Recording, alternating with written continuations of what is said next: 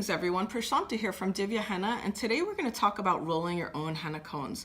There's a wide variety of materials that you can explore when it comes to choosing what you want to use to roll your cones with. I personally, and a lot of my henna artist colleagues, tend to use cellophane, or some people call it fluorophane because you often see flowers wrapped in it. That you can get it from supply companies like cellophane supply companies, or you can get it from henna supply companies. Some people even use packaging from food. I don't encourage that because I'm all about consistency, so I like to know that the cone is going to have the same amount of pressure and thickness every time I use it. And we'll talk a little bit more about how we can get our cones both consistent in size and in the diameter of the hole, so that you can rely upon your results and you know what to expect when you grab a henna cone. So here's some examples of different materials that I've used to roll cones. Some people like to use mylar because they like the feel of it. I personally don't like mylar because when I'm filling the cone, I can't see exactly how much henna is in there, and sometimes I tend to overfill them and make a mess when I'm sealing them up. I get some backlash here on the other end, and then I can't seal it without getting leakage, and I'm all about nice, neat cones. So, and I personally, over the years, I've experimented with different thicknesses and different textures. A lot of people like to collect different designs so that they can have different colors and have things that match different parties or events that they're attending. I go for consistency every time. I found a thickness of cellophane that I like, and I go with that, and that's what I pretty much use all the time, and that's what I'm going to use here for today's demonstration. Another thing you want to keep in mind is that the thickness of the material that you're choosing to roll cones is ultimately going to affect not just how easily the paste flows, but also how comfortable your hand is and whether or not you start to feel fatigue in your hands, especially after you've been working for many hours. So this is why I encourage experimenting with a wide variety of different materials until you find which one works best for you and keeps you the most comfortable and allows you to do your best work. For our demonstration, we're going to use my preferred cellophane thickness, and I trim it down to a rectangle of approximately, I would say, 7 by 5 inches. I'm sorry, I don't know what the metric equivalent of that is, but this is the approximate size I trim it down to. It's not that crucial to get it to an exact size. You can experiment with that as well and see what size cones you prefer. Some people like a larger cone because it fits more paste and you can use it longer before you have to change to a new cone. I prefer cones on the smaller side. I like cones that I feel like I have a lot of fine motor control with, so I tend to go a little smaller with my cones. But again, play around and figure out what works best for you.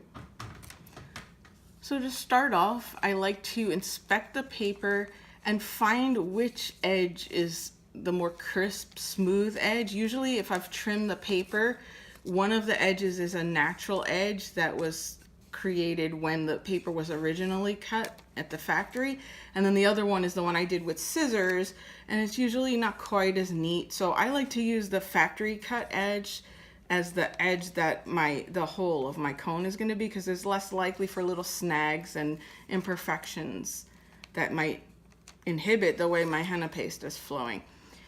So what I do is I look at the paper. I go to about approximately 1 inch to 1.5 inches from one of the edges, and that's where I aim for my tip of my cone is going to end up.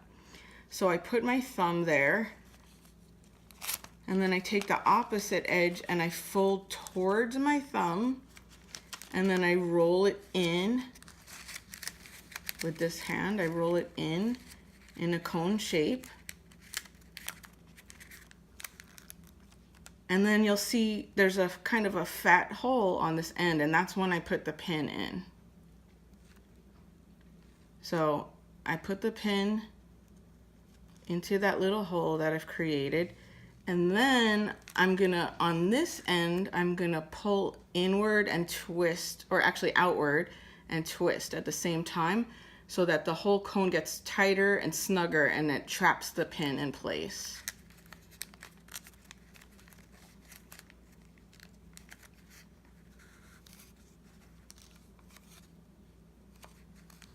And if you want to test it, you can pull the pin out and see, does it feel snug or is it loose? And then if you want to make it a little tighter at this end, you can keep pulling outward and rolling in at the same time. And as you pull out, that's going to tighten things up. It's going to narrow the diameter of your cone. And then you'll see here, it's a nice snug pin. So like if I hold this upside down, the pin's not going to fall out now. I like it to be nice and snug because that means that it's a consistent diameter every time. And then you'll see there's like a little flag hanging off, and that's where I'm going to put my first piece of tape. For the purposes of this video, so you can see a little better, I'm using a frosted tape.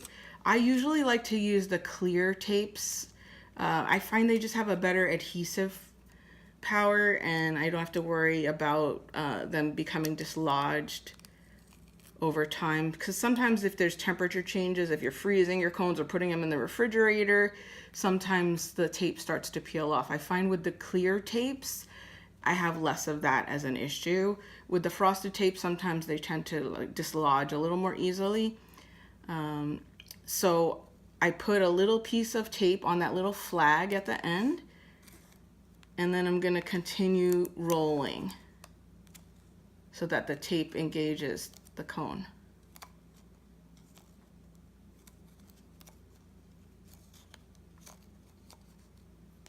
So now you can see the cone is now taped into place. I can now release it, and the pin doesn't fall out because I have it nice and snug. And then I put 3 pieces of tape total. There's a seam here running diagonally across the top of the cone. And that's where I'm going to put my next piece of tape, right across that seam.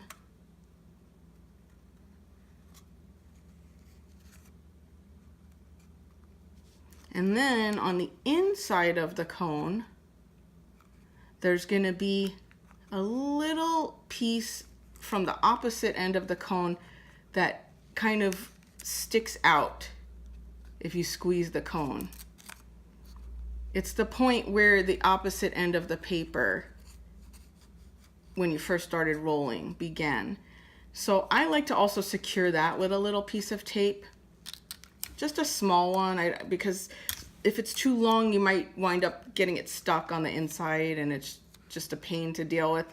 So I like to locate that little free edge. I let the tape stick to my finger. I slide it in at the opposite side with the sticky side up, the opposite side of where that free edge is, and then I just press it to make it stick where I want it to. And then sometimes I'll go in and just secure it, press it, make sure it's secure. And that's basically what I do.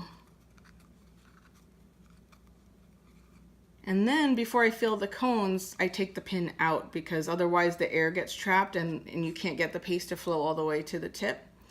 So what I often do is I'll take this pin out, I'll fill it with paste, and then I'll use a smaller diameter pin to reseal the cone. Because I could still fill it, I could still seal it with the original pin. I could, fish around, and my vision's not that great, but I can fish around and, make it fit into the hole and reposition it back in place. But due to all that fidgeting, I worry that sometimes maybe it's gonna damage the tip. So an easier way that I do is I just take a thinner diameter pin, and then I just use that when I'm resealing the cone after I've already filled it with paste, and then that way I don't have to worry about possibly damaging the tip of the cone. And you may ask, why would I do that? It's to prevent leakage. It prevents the cone tip drying up and getting clogged. which is not the end of the world either. If that happens, you can just pinch it and then you'll be able to get the paste to flow easily again. But I prefer to just keep my unused, ready to go cones with a little pin inside. So again, let's try one more.